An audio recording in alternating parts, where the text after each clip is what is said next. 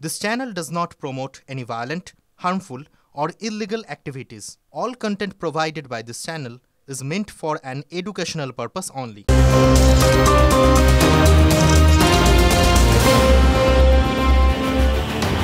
নমস্কার, দেখছেন TV9 বাংলা। আপনাদের সঙ্গে রয়েছি আমি তন্নিশা। এখন সময় ঠিক সন্ধ্যে 6টা, আর সন্ধ্যে 6টা মানে আপনারা জানেন সময় এখন বিগ ব্রেক অ্যাট 6-এ, যেখানে আমাদের নজর থাকে দিনভর ঘটে চলা সমস্ত বড় খবর। সন্ধ্যে 6টায় আজ কোন কোন খবর ফোকাসে রয়েছে দেখাবো আপনাদেরকে বিগ ওয়ালে। প্রথম ব্রেকিং নিউজের দিকে নজর রাখা যাক। আজকের দিনে অন্যতম বড় খবরে নজর। মন্তেশ্বরে দিলীপ ঘোষকে ঘিরে বিক্ষোভ, বিক্ষোভ একবার নয় বারবার। বর্ধমান উত্তরে দিলীপের কনভয় হামলা হয়, সেই ছবি আমরা আপনাদেরকে দিনভর দেখিয়েছি। আরও একবার আপনাদেরকে সেই ছবি দেখাবো, আসবো এই খবরের পাশাপাশি। আরও একটা ব্রেকিং নিউজ, আজ আরও একটা যে খবরে আমাদের নজর ছিল, সেকেন্ড দিনের বড় খবর, ভোটে তপ্ত বর্ধমান দুর্গাপুর কেন্দ্র। আজ ভোটে তপ্ত বর্ধমান দুর্গাপুর কেন্দ্র। দুর্গাপুরের আমরাইয়ে তৃণমূলের বাইক বাহিনীর হামলা, তারপর কি হয় সেখানে, পরিস্থিতি কি হয় দেখাবো আপনাদেরকে। তবে তার পাশাপাশি আরও একটা breaking news, third breaking news, আরও একটা বড় খবর। দিনের চতুর্থ দফার ভোটে বিক্ষিপ্ত অশান্তির খবর আসলো দিনভর। আপনাকে জানিয়ে রাখি, তেহট্টে তৃণমূল বিজেপি সংঘর্ষে রণক্ষেত্র পরিস্থিতি হয়। আর কি হয় সেখানে অবশ্যই সেদিকে আমাদের নজর থাকবে। এর পাশাপাশি ফোর্থ ব্রেকিং নিউজ, আরও একটা বড় খবর দিনের, সেদিকেও নজর রাখা যাক। আরও একটা বড় খবর, তৃণমূল নেত্রীর মুখে ইন্ডিয়া জোট 300 পার বলছেন মমতা বন্দ্যোপাধ্যায়। তিনি বিজেপি বড় জোট 190 থেকে 195 পাবে, এমনটা বলেছেন মুখ্যমন্ত্রী মমতা বন্দ্যোপাধ্যায়। আর কি বলেছেন বনগাঁর সভায় ভবিষ্যৎবাণী করছেন তিনি। আসবো এই খবরেও নজর রাখবো আমরা। এই চারটি বড় খবর আমাদের নজর থাকবে। তবে একদম শুরুতেই, যেহেতু আজ চতুর্থ দফার ভোট, সেই জন্য সেদিকেই নজর রাখা যাক। কারণ বিক্ষিপ্ত অশান্তির মাঝে বাংলার চতুর্থ দফার ভোটের খবরে দিলীপ ঘোষ, শিরোনামে দিলীপ ঘোষ। কেন? কারণ বর্ধমান দুর্গাপুরের বিজেপি প্রার্থীকে ঘিরে মন্তেশ্বরের তুল্লা মোড়ে তুলকালাম কাণ্ড হয়। খবর করতে গিয়ে আক্রান্ত TV9 বাংলা। ভেঙে চুরমার আমাদের গাড়ির কাজ, সংবাদ মাধ্যমের গাড়ি ভাঙচুর। কিভাবে এত স্পর্ধা? ঘটনার রিপোর্ট তলব কমিশনের। ভোটের দিন সকাল থেকেই মেজাজে বর্ধমান দুর্গাপুরে বিজেপি প্রার্থী দিলীপ ঘোষ। পোলিং এজেন্টকে বসতে না দেওয়ার অভিযোগ পেয়ে ঘটনাস্থলে যেতেই ধুন্ধুমার কাণ্ড বাঁধে মন্তেশ্বরের তল্লা মোড় এলাকায়। সরাসরি বুথে পৌঁছে পোলিং এজেন্টকে বসানোর ব্যবস্থা করে বেরিয়ে আসার সময় বিক্ষোভের মুখে পড়েন দিলীপ ঘোষ। বিজেপি প্রার্থীকে ঘিরে গো ব্যাক স্লোগান। এক তৃণমূল এজেন্টের নাক ফাটানোর অভিযোগ দিলীপের দেহরক্ষীদের বিরুদ্ধে। নিজেরা মারপিট করে মুখ ফাটিয়েছে, পাল্টা দাবি দিলীপের। বিজেপি প্রার্থীর গাড়ির সামনে শুয়ে বিক্ষোভ তৃণমূল কর্মীদের। নিজেরা মুখ ফাটিয়েছে, আপনার গাড়ির সামনে তাকে এনে ফেলে দেওয়া হলো। ওই ড্রামা চলবে না। সকাল থেকে প্ল্যান করা হয়েছে শাহজাহান শেখের মতো, সব প্ল্যানিং। আপনি কি কোনোভাবে কমিশনকে ইতিমধ্যেই জানিয়েছেন? আমি ফোন করেছি জেনারেল অবজারভার। তাদের কর্মী আহত হয়েছেন এবং তার প্রতিবাদী তারা জানাচ্ছেন।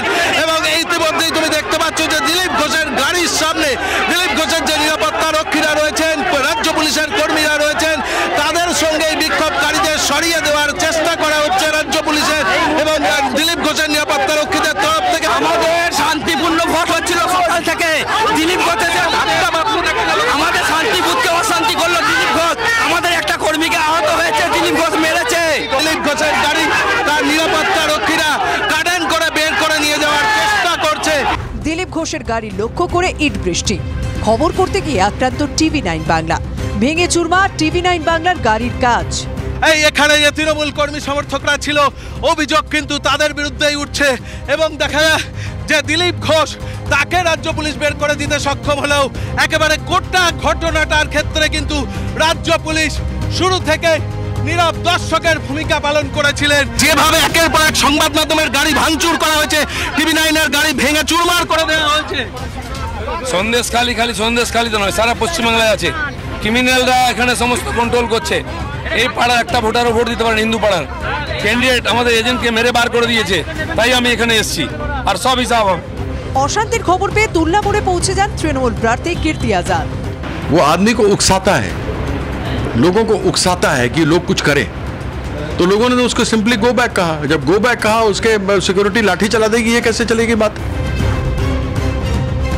দুর্গাপুরে আমরাইয়ে তৃণমূলে বাইক বাহিনীর হামলার অভিযোগ। বিজেপি কর্মীদের মারধর, 2টি বাইক ভাঙচুরের অভিযোগ। বিজেপি কর্মীরা বুথের বাইরে ক্যাম্পে ছিলেন, তখনই হামলা। তৃণমূল হামলা চালায় বলে অভিযোগ বিজেপির। অভিযোগ অস্বীকার তৃণমূলের।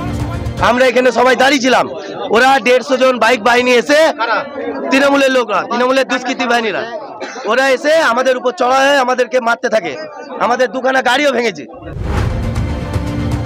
আসানসোলে প্যারেড ক্লাব এলাকায় বুথে তুমুল উত্তেজনা। বিজেপির অভিযোগ, মৃত ব্যক্তির নামে ভোট দিচ্ছে তৃণমূল। অভিযোগ অস্বীকার তৃণমূলের। বচসায় জড়িয়ে পড়েন দু দলের কর্মীরা। পরে কেন্দ্রীয় বাহিনী ও পুলিশ গিয়ে পরিস্থিতি নিয়ন্ত্রণে আনে। বীরভূমের শাহাপুরে উত্তেজনা। বিজেপির বুথ এজেন্টকে মারধরের অভিযোগ। শাহাপুরের 248 নম্বর বুথে বিজেপির বুথ এজেন্টকে মারধর করার অভিযোগ শাহাপুর পঞ্চায়েত সদস্যের বিরুদ্ধে।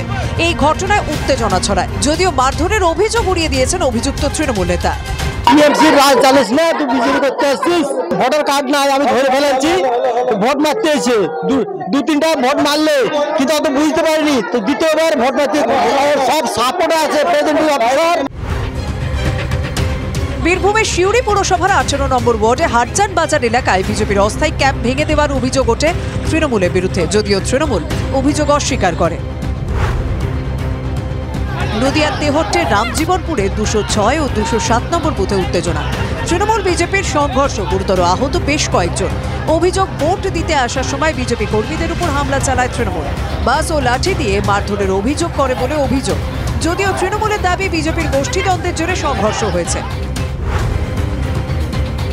নদিয়ার কালীগঞ্জে ভোটের রক্ত ঝরল, মেরে মাথা ফাটানো হয় সিপিএম কর্মী।